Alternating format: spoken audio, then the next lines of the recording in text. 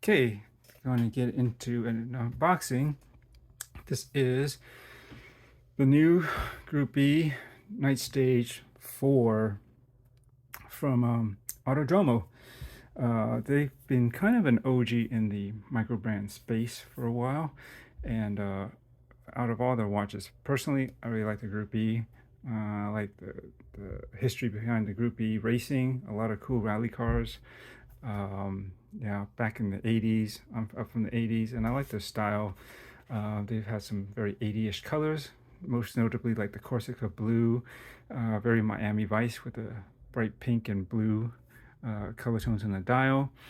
In fact, I actually owned a Worn and Wound limited edition collab watch, God, 5 years ago. Has it been that long?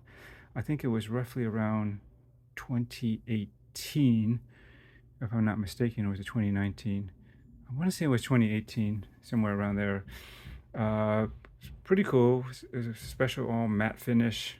I'm not sure they all are like that. I think some of them are brushed, but and these are the Series 2. They're the first one they had fixed lugs, kind of like the FXD Tudor. Yeah, they originally came with a fixed lug and not even any spring bars. You know, you just had like a slot for to slip a pass through, and they were a little bit larger, but they were very cool. I was very close to getting one. Checked them out at one of the early first, in fact, I think windups in San Francisco in 2018 was over at the Autodromo booth, and they had just a few of these. I think the Evolution limited edition ones. It's pretty nice. They got these.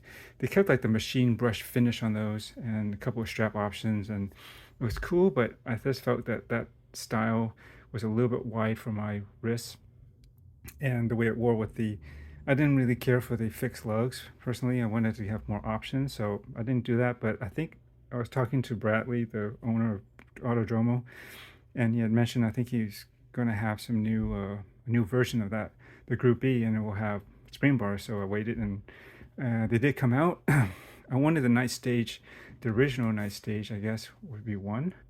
It's the one with the light green kind of grid pattern, and the night stage have always been like their limited edition within that group of batch runs that they do every year or two, I guess, whenever they come out. Um, I don't even know what the Night Stage 2 or 3 was. Was it Night Stage 2 was the green one? Because I know Night Stage 3 was the one that was red or kind of pinkish, which was just a year or two ago. And I was almost going to get it, but I just didn't see myself buying it for some reason at that time. And I always wanted to go back to it. And anyways, back to the Night Stage. And they finally have this. And same kind of cool rally car graphic, um, grid pattern graphics like this, very 80s. Group B, it's Night Stage 4. And this symbolizes like what the usually the particular colorway that you get is going to be like. And so the dial is actually a very deep blue, and it's got actually strong orange accents. I always thought the orange accents on that, on the markings and everything, on the handset for that Group B looked one of the best for it and most appropriate for that kind of era of auto racing that they were going for. So other than that, all the packaging is pretty much the same. So I'm going to try to get into this as quick as I can. And it usually comes in the same packaging. Group B book. There might be a manual in here. Yeah, how to size the links and some graphics. Pretty standard. And it comes in this kind of aluminum box, which is kind of cool. And there should be the specific serial number. It's not a big deal that I show this, because and these are limited usually to about 200 pieces. So here we go. And voila. So this has, I guess this is sort of a new thing for this model, which is to have it in the dark or black PVD coated.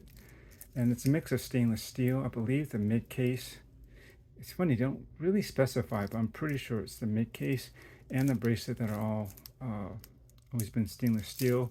And they call it a bi-metalic case, which is titanium and stainless steel. So I believe the bezel insert, as well as the back, this seems to match, is going to be titanium. No, it's not scratched up. There is a fine plastic layer around here, which I got to peel off. No screw down crown, using a Miyota 9015, which after all this time I would really wish they had used a Miyota 9039 or 9, what's the other one, 935S or something like that. There's one other dateless Miyota movement to avoid a ghost crown position, but it's not a big deal. So let's try to get a closer look at this, and you can see it's got this deep blue.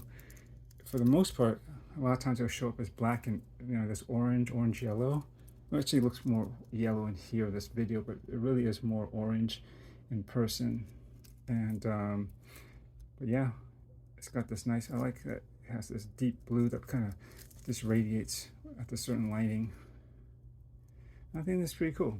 I like, again, the Group B theme, the racing, what Autodromo stands for, and how they represent an original design that's not so overly, you know, you can get really cheesy if the motorsports theme is like too heavy, like branded, like, you know, it's Lamborghini or BMW or something that's just too much of that. You don't want, I don't know, I think it's better if it's subtle. You don't want necessarily to look like also too hokey theme, like, oh, it's a steering wheel or it's a tire.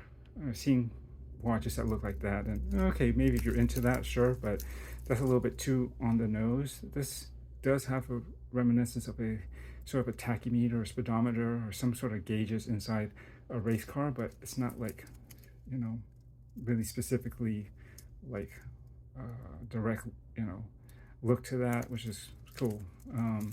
Quite thin. I think it's just under 10 millimeters thick from sapphire to the case back. That hasn't changed. Lug to lug should be like maybe 50 or so because it extends, but it does really drop off pretty good. And for such an integrated bracelet, which is basically is, this is 20 millimeters, so you can actually fit 20 millimeter straps in here.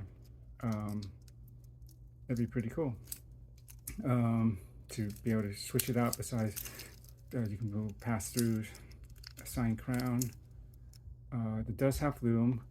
I'm not going to show it in this video, but it's all right. It's sufficient, but it's nothing near like Seiko or many other micro brands. But at least they did try to do it. It looks decent, you know, okay for automotive theme, you know, driving watch.